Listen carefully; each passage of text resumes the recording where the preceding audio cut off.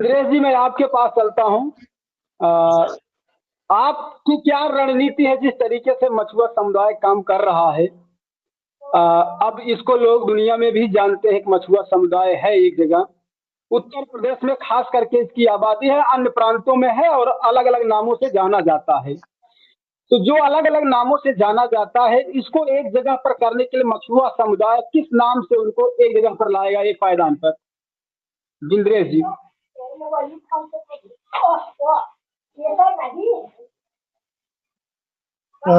सबसे पहले तो मैं आपके चैनल को बहुत बहुत धन्यवाद देता हूँ कि जो आप इतने सेंसिटिव मुद्दे को आपने उठाया। जी। और दूसरी चीज की शायद किसी का माइक ऑन है और इसको मैं समझ नहीं पा रहा हूँ। राकेश जी, बिंद्रेश जी माइक उधर नेटवर्क इश्यूज है। तो उन्होंने एक बामसेफ के विषय में बात किया। बामसेफ वह संगठन है जिसमें जो एम्प्लॉयड होगा वही उसमें कार्य कर सकता है, क्योंकि मैंने बामसेफ के गाइडलाइंस में मैंने काम किया है, तो उसके नीतियों को मैं अच्छी तरह से जानता हूँ। लेकिन अब बामसेफ वो बामसेफ भी नहीं रह गई, क्योंकि 4 पार्टों में बँट गई। तो ठीक उसी प्रकार से हमारा यह जो, क्योंकि मैं भी समाज से ही बिलोंग करता हूँ, मछुआ समुदाय से ही, तो हमारी भी जो जिम्मेदारी बनती है, हम अपनी जिम्मेदारी निभा रहे हैं कि जो यह समाज पिछड़ा हुआ है, अब इस समाज को 2 पार्ट में बांट दिया गया है। जो पढ़े लिखे शैक्षणिक हैं, वो तो कहते हैं कि भारतीय संविधान के अनुसार ही हम चलेंगे, और जो अनपढ़ जाहिल गंवार हैं, जिनको अभी संविधान क्या चीज है उसको नहीं पता है, और हिंदू राष्ट्र क्या चीज है उसको नहीं पता है, तो कुछ लोग हिंदू राष्ट्र की तरफ जा रहे हैं, कुछ लोग संविधान की तरफ जा रहे हैं। तो आप सब इसमें किस तरफ जा रहे हैं? देखिए, ऐसा है, हिंदू राष्ट्र और संविधान, जी फर्स्ट तो संविधान है। आज ये संविधान की देन है कि हम लोग बोल ले रहे हैं, ठीक है। जी और जी संविधान जी को जिसने फॉलो किया, आज वो नौकरी धंधे हर चीज में वो आगे है। हमारा समाज संविधान को नहीं माना, इसके लिए कुछ नहीं कर पाया। तो समाज को पहले जी संविधान पढ़ना बहुत जरूरी है, और तभी गुलामी।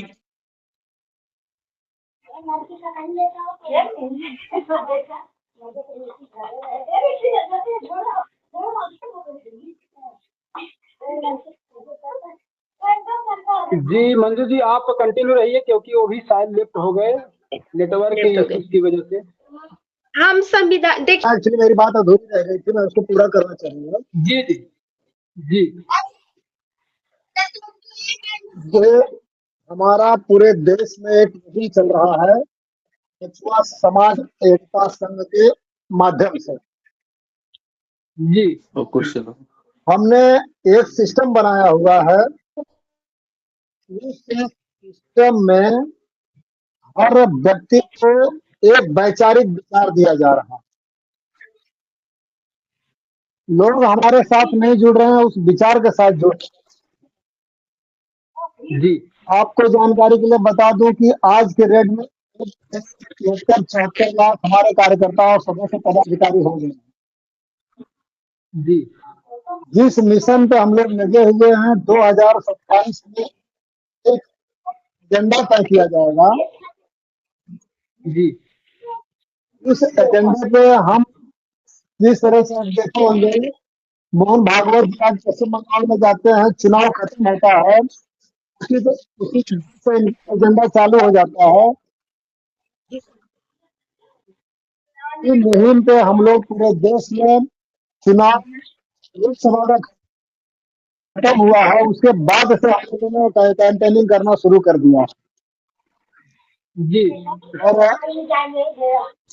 इसी माध्यम से हम लोग जन जन तक पहुंच रहे हैं और जनता की आवाज को बुलंद करके वैचारिक मंच पर लाने की कोशिश कर रहे हैं।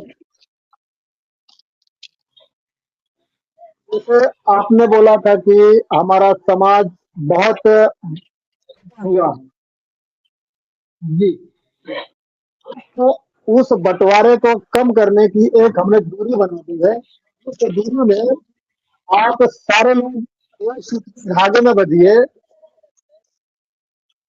आप सरनेम कुछ भी लिखते हो, बिंद लिखते हो, निषाद लिखते हैं, जोड़ लिखते हैं, कसर लिखते हो, देवर लिखते हो, बाटन लिखते हो, राजवार लिखते हो, कहार लिखते हैं, कोहार लिखते हैं, कौन लिखते हो, कोई भी लेना देना हमारा नहीं है। आप जहाँ जी हैं आप वही रहिए, उसकी वही लिखिए, टाइटल चेंज करने की जरूरत नहीं है। और एक प्लेटफॉर्म हम ऐसा मंच बना दिए हैं कि सारे लोग उस मंच पे आइए और सहयोग करिए। इस सहयोग के माध्यम से हम शासन और सत्ता और प्रशासन सारी चीजों को कहीं न कहीं ले जानते होंगे, देखते होंगे। आज मछुआ समाज एक ऐसा केंद्र बन गया है कि समाज के किसी भी तबके का कोई भी कंप्लेन आती हो, सबसे पहले मछुआ समाज एकता संघ के पास आ जाती है। तो कहीं न जी कहीं ये जो धुरी है हमारे इर्द गिर्द घूमती हुई नजर आ रही है। तो जी हाँ, हमें ये देश में हमने 27% का ऑब्जर्वेशन निकाला हुआ है, एक रेशियो कि हमारी इतनी आबादी है। जी उस आबादी को केंद्रित करते हुए 17% की आबादी हमें मैच्योर करना है और उस मेजोरिटी के तहत उस मिशन पे काम करना है। जिस मिशन हमें शासन और सत्ता की कुर्सी तक लेके जाने वाली है। तो पूरी जो चीज 27% भी, जैसे आपने जी संजय जी निषाद की बात किया, जी आरक्षण एक लॉलीपॉप है जिसको हमें पकड़ा दिया जाता है और हम चुपते रहते हैं। और जी वह चाहे कोई भी दल हो, अगर उसको दिलाने की कोशिश कर रहा है तो समझ लीजिए कि आपको लॉलीपॉप दे रहा है।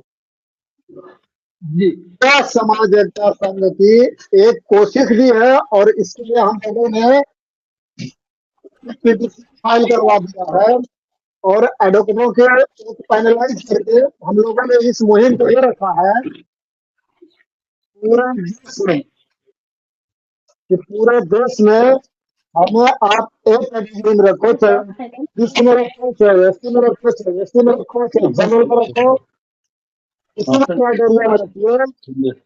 हम उस क्राइटेरिया में रहने को तैयार हैं, लेकिन उस 27 को एक ही क्राइटेरिया में रखिए।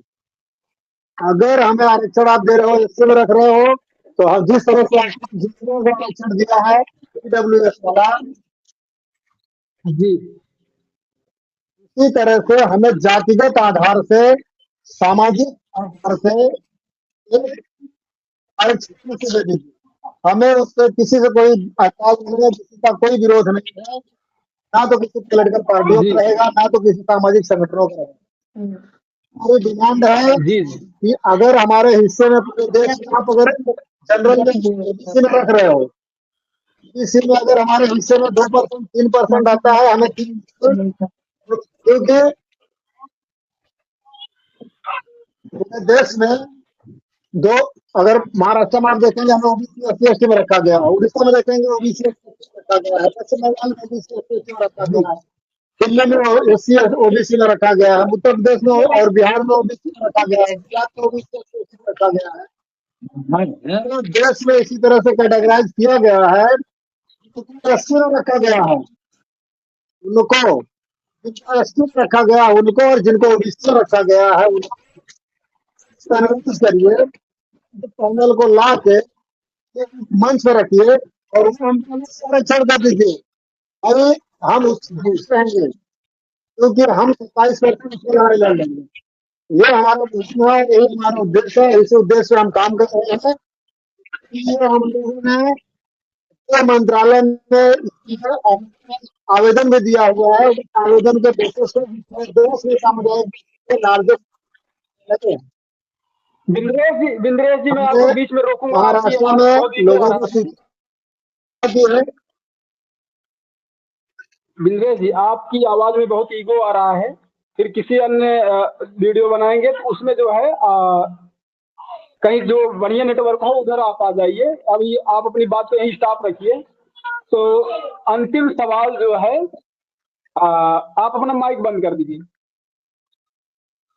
जिस तरीके से आपने बताया कि हमने संगठन का निर्माण किया और संगठन 2027 के चुनाव के पहले पहले हो सकता है चुनाव लड़ेगी भी। और जी उत्तर प्रदेश, बिहार या अन्य प्रांतों में कहीं ओबीसी कहीं एससी में जो रखा गया उनको एक प्लेटफॉर्म पर ला करके एक जगह पर रखा जाए, चाहे एससी में रख दिया जाए चाहे ओबीसी में, या तो फिर उनको अलग से आरक्षण दिया जाना चाहिए। तो यह आप अपनी मर्जी बता रहे हैं या जो मछुआ समुदाय एकता संघ है उसकी मर्जी है? मंजू जी,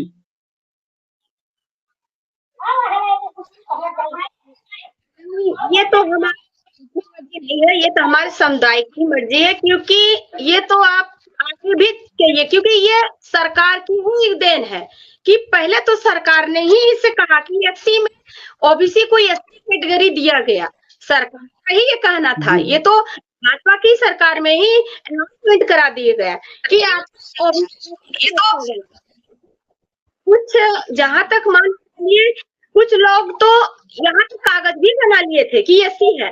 बाद में इसे आगे सरकार से पूछना चाहती हूँ कि आगे चल के इसे एससी में जब आप लोगों ने जब इसे कहा गया तो क्यों इस पर आप लोग इसको स्टॉप कर दिए, क्यों इसे आगे नहीं ले गए, इस प्रक्रिया को आगे क्यों नहीं ले गए? इस प्रक्रिया को एकदम से ओसी का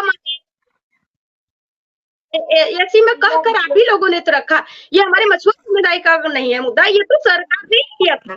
ये तो कहा हम लोग चाहते हैं, हम लोग चाहते हैं जितनी पिछड़ी जातियां हैं, जितनी छोटे जातियां हैं, गरीब जातियां हैं, हमारे मछुआ समुदाय है, कोई मतलब नहीं रखते। हम लोग सामाजिक तौर पर संगठन है, गरीब मजबूर लाचारों के लिए लड़ते हैं। हमारे संगठन का कोई महत्व नहीं है। हमारे पास अगर नहीं आएगा के लिए तत्पर निरंतर खड़े रहेंगे, क्योंकि वो जनरल का व्यक्ति भी रहेगा तो भी हम इसे मदद देंगे। ये हमारे यहाँ जात विशेष का नहीं है, क्योंकि सरकार से मैं सवाल करना चाहूंगी, सरकार ने रखा था जी। राकेश जी, चलते चलते आपसे एक अंतिम सवाल। राकेश जी का शायद नेटवर्क इशू हो गया है, तो इन्हीं चंद शब्दों के साथ फिर मिलेंगे नेक्स्ट वीडियो में। तब तक के लिए भारत राष्ट्र आप सबको बहुत बहुत बधाई देता है कि आप सब बिंद मल्लाह मझवार के लिए जो है आप सब तत्पर हैं और काम कर रहे हैं। तो इसी तरीके से आप सब काम करते रहिए। फिर मिलेंगे नेक्स्ट वीडियो में, तब तक के लिए धन्यवाद।